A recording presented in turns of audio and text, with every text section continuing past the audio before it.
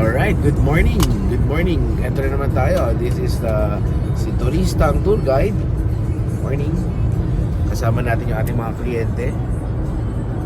At meron tayong maneho. Kasama ko yun sa tour guide, partner kami. Kasama kami niyan. May partnership yun. May partnership kami. Hindi ko na siya napapakita sa atin sa mga videos natin, no? Pero kasama namin yan lagi, no? Siya nag-interpret yung mga hindi ko alam na sabihin. Siya nag-interpret nun. Okay, so you see kung gaano kami kabilis, no? Mabilis kami kasi walang speed limit dito, pero meron talaga speed limit, pero wala namang sumusunod, no? Nasa 120 kami, pero ang speed dito ata nakita ko kayo na 80 lang eh.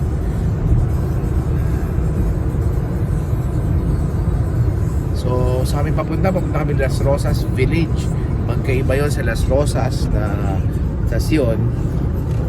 Las Rosas Village is in a different place. Ito yung outlet nila, brand outlet, no? So mga branded dito, mga talagang high-end brands, pero 70% no? 70% ang diskwento, no? So nasa may ano siya, bandang A Coruna. Yan, A Coruna. So it's really outside the city of Madrid. Talagang pag sinabi mo kasi dito na outlet store in Spain or in Madrid or in Barcelona, talagang outlet, talagang ilalabas ka nila sa malayo, so outside of the city. So yung mga brands na nandun naman sa Gran Via, which is near our hotel, no, hindi lahat nagsisale. Actually walang sale, no. We went to LV, we went to Coach, wala silang sale doon, no. Napaka iba. Sabi nila kung sobrang sale, we go to the outlet store, no. Though rebahas ngayon, there's a season of rebahas, so yung discount season nila, may mga stores doon sa Gran Via na nabibigay ng diskwento, pero hindi ganun kalaki, no. Mga 10, 20%, 30%, no. Sa outlet store talagang 70% plus. Now kung turista ka, no, tulad namin na ako si turista ang tour guide, no, meron tayong extra discount. Aside from the 70%, since turista ka, meron kang passport, no, at meron ka dong visa na turista ka, you get the rebate, tax rebate. So if it's 70% off na nakuha mo, plus an additional 12%, technically it's 82% off. So assuming that bibili ka ng bag ng 100,000, ang babayad mo lang 18,000. So bibili ka ng worth bag ng 50,000 talaga siya, then nasa mga 9,000 pesos na lang siya. So napakalaki na discount. So may benta ba namin yung bag? Pabibili ba kami para ibenta? Hindi naman.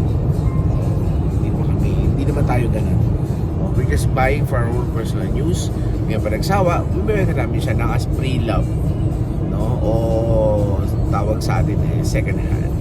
Pre-loved item tawag. Kapag branded, pre-love. Pag mga gamit ng mga motor yan, kotse, second hand. Hindi mo kasi pwede sabihin pre-loved ang kotse. Okay, so nasa tayo? Hindi ko alam. Hindi ko rin siya makausap kasi busy siya magmaneho. Tagal na kami mag-partners dito, matagal na. Siguro kulang kasi medyo bata pa siya nung partner kami nito eh. Ngayon siguro tagal na. Parang dalaga pa lang siya noon eh, nung siguro mga 5 years old ako, partner sa kami sa pag-tour guide ko dito. 5 or 4 years old ako nun. Dalaga siya noon eh, you know? Ngayon medyo nag-age na talaga siya. So talaga kami mag-partners niyan. Pwede kami nag-uusap. Okay. So ito, makita nyo, marami itong mga buildings na pinaparentahan. Yan. So may budget kayo, pwede nyo rentahan yan, gawin yung badmintonan o kaya parking lot ng mga collection na kotse. So guys, may masasabi ba kayo sa pagiging tour guide ko? Kamusta pagiging tour guide ko sa inyong mga turista? Okay, so wala silang masabi. So andito tayo ngayon sa La Flora Business Park. tigilan natin, baka kung ano pa sabihin, mawala na akong mga ibang kliyente pa in the future, no? Okay, may sabihin daw, sabihin. Huwag mong paniwalaan lahat na sinasabi. Okay, so sabi ko nga sa inyo, hindi totoo yung mga sinasabi nila. Kasi nga, tinipid nila ako eh. So, syempre, pag tinipid ka ng bayad, titipirin mo rin ng information, di ba? Kunyari, naningil ka ng 100 euros. O, sa tour guide mo ng tagal-tagal nila dito, eh pag sinabi sa'yo, 20 lang yung babayad sa'yo, di 20 lang, 20% ng information ang bibigay mo. So, kunyari, nakita mo yung isang lugar na to, yan, itong park na to, yan, itong hardin, yan, orchard na yan. Okay? Yan, nagsimula yan nung tinaniman ni Juan L. Felipe. Nung panahon na yun, hanggang doon lang yung information mo. Kasi 20% lang ang binayad mo eh. Kung 100 yung buo yung kwento hanggang sa pagkabuhay ka sa pagkabatay. So, yan. Okay? We are now exiting S. Escoliar. Yan. Las Rosas Sur El Escoliar. So again, iba yung Las Rosas na lugar sa Las Rosas Village. Sa Las Rosas na lugar, eh malaki yun. Kailangan hanapin mo pa.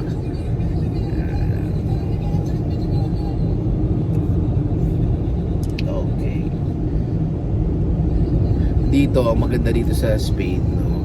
Wala silang age limit of work. So unlike sa Philippines na pag medyo nag-age ka na, no, gusto mo ng or the employers or the talagang it will take toll in your body, no? Dito sa Spain sanay sila, no, maraming retirado, pero marami rin talagang mga ayaw isanay sa fast-paced life. They still continue and the government still allows them. So aside from mga tourist works, pinapansin namin maraming mga tourist areas na maraming mga seniors. Yung mga hotels, ang kinukuha nilang receptionist, mas marami mga may seniors, mga may edad, no? Like yung hotel namin na part of the Amelia Group, no? Talaga, kinukuha nila yung mga retirees, which is very good kasi mas marami silang alam, mas accommodating sila actually, no? So yun, tapos mas patient sila. Syempre job loyalty, mas loyal sila kasi technically yun na yung last card nila, last nila yung sa barahan nila eh. So hindi nila mag-job hunt pa para magtalong-talong dito ng mga bata. Okay, so yeah, mapansin nyo ito, mga tirahan niyan dito, mga apartment, ganyan. Sa mga kotse dito, compare sa Philippines, maraming brand na wala, no? Like Citroen, no? Dumipidyo sa atin, no? Ang may nakikita ko dito, may ilan Kia, ganyan, pero ang hindi prominent dito are like Mazda, ilan ng Honda, konti-konti, yan, pansin ko, konti-konti. But the BMs, the Audis, the Benz, name it, they have it, the Audi, the Range Rovers, no, and the likes, no? Pero maraming brand dito, hindi mo talaga sila kilala. May Insignia, mga ganon. Ayan, X40 sa tabi namin, no? Volvo X40. So, pero marami, Volkswagen dito, meron din, may Nissan, may Renault, yan, may Renault dito, may Peugeot, yan yung mga prominent brands dito. BM is a common, lalo sa mga motor. Ang mga napansin ko pala dito sa Madrid, no, even sa Barcelona, even Toledo or Segovia, Seville, ganun din, yung mga motor nila more on the minimum of 150cc displacement, no? Ibig sabihin, medyo matataas na yung mga 150 nila, starts mga ano na yan eh, mga Vespa na yan eh, no? Pero yung mga XRM na Honda, Suzuki na mga maliliit na wala silang ganun dito, no? Siguro it's a good opportunity for these brands, no? Namely Honda, no? Makapasok dito sa, well, may Honda naman ako nakita pero malalaki, mga yung parang pang tour na yung malalaki talaga. Yun yung mga nakita ko dito. Pero yung mga Honda na maliliit, wala ako nakita. Parang may PX ata nakita. Not really sure, PCX na hindi ko lang sure. Pero yung mga, wala dito yung mga Honda na XRM, yung mga small, mga 125cc's. Wala eh, pero I think kasi since maraming commute din dito, no, or even yung electric bikes nila, ayan, may kakasabi ko lang, may Honda PCX ako nakita. Oh, pero yung mga small bikes nila wala, yung mga XRM. So I'm not sure if ang requirement dito sa Spain or sa Madrid sa minimum of 150cc.